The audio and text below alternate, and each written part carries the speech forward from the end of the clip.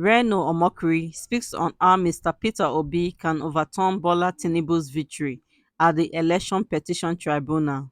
Please, guys, watch the video. Do not forget to like, share, and leave your comment. Thank you for watching.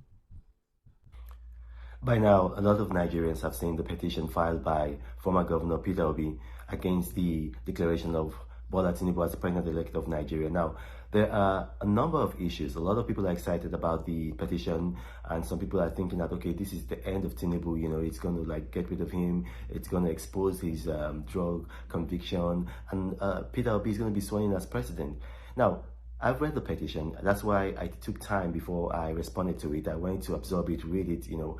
And look, if Peter Obi wants to get rid of Bola Tinubu as the president-elect, he's going to have to do better than what we've seen in the petition. And I'm going to base it on facts, not on emotions. And I know a lot of people are very emotional right now. And when you're emotional, sometimes, you know, your head tends to be in the cloud.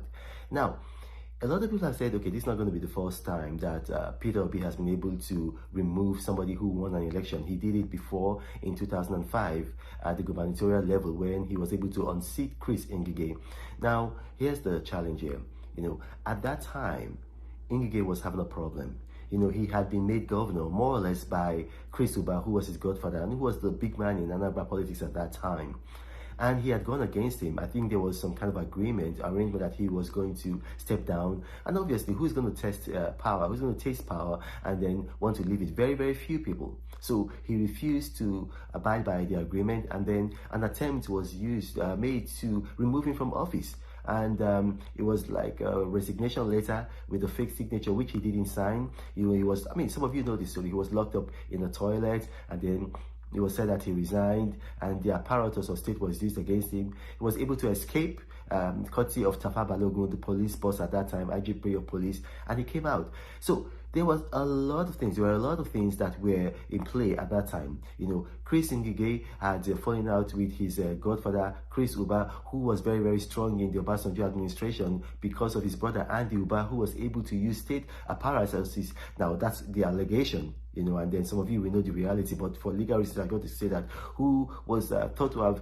used state apparatuses to help his brother. And the long and short of it all is that evidence that Peter Obi would never have gotten, evidence that he would never have had under normal circumstances, were provided for him before the Justice Nabaruma Tribunal, and he was able to emerge victorious 2005. And then he went for an appeal, and he also won on appeal, and then he was sworn in as the governor. The circumstances are completely different right now. You got the federal government of General Muhammadu Buhari strongly behind Bola Tinubu, the same party. Bola Tinubu has not taken any steps that are going to be against the interest of General Buhari because he's not even in power. So the circumstances are different. So there's going to be a very, very hard, would I say, task to prove any of the electoral malpractices against Bola Tinubu. Yes, I know that they were overvoting in about 40,000 polling units because those polling units where accreditation was done manually. But here's the thing: a lot of those polling units also favored Peter Obi.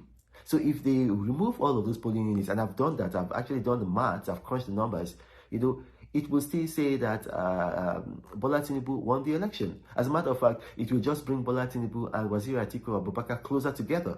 So, because the overvoting, all parties benefited from the overvoting, but the party that benefited most was the APC, but then the Labour Party also benefited. So it's just about 14,000 polling units. So it's going to be very hard to prove the things that he wants to prove. It's not going to be like in 2003. Now, another issue is that some people are saying, okay, well, he's going to be able to get rid of Bola Tinubu on the drug conviction. Now, that's going to be hard. Why? Because some people had gone to court before all of these shenanigans started and tried to get Bola Tinubu disqualified on that basis, and they failed. You know, so you don't have to take my word for it. You can actually Google it. So if they failed at the court, it's unlikely that the same courts are going to give victory to Peter Obi. What kind of facts is he going to come out with? I went to Chicago. I was able to release the documents, you know, in the public sphere and all of that. And then even with all of that, you know, the courts were able to say that, okay, no, they threw the case out. But another thing I would tell Peter Obi, if he's going to be very, very successful at this, what he just wants to do, focus on those 14,000 polling units. That's what I'm going to tell you. Just focus on those 14,000 polling units. Now, maybe we've not been very, would I say, thorough. But if you look at the polling units, Peter Obi had some overvoting, but APC had more overvoting. But there's the thing.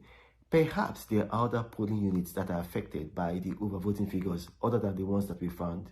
Now, get those. Now, if you can show a case where the overvoting and where there was manual accreditation, and then because obviously manual accreditation means that BVAS was not captured, and so people can vote early and then vote often, and then you can ask INEC to produce those ballots, make sure that INEC doesn't destroy them.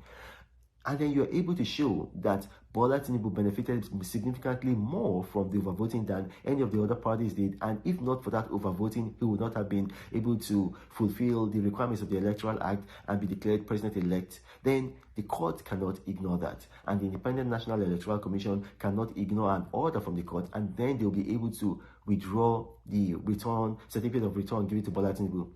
But failing that, I don't see how this is going to happen. So you might want to work with your lawyers to strengthen your petition. Now, that's my feedback.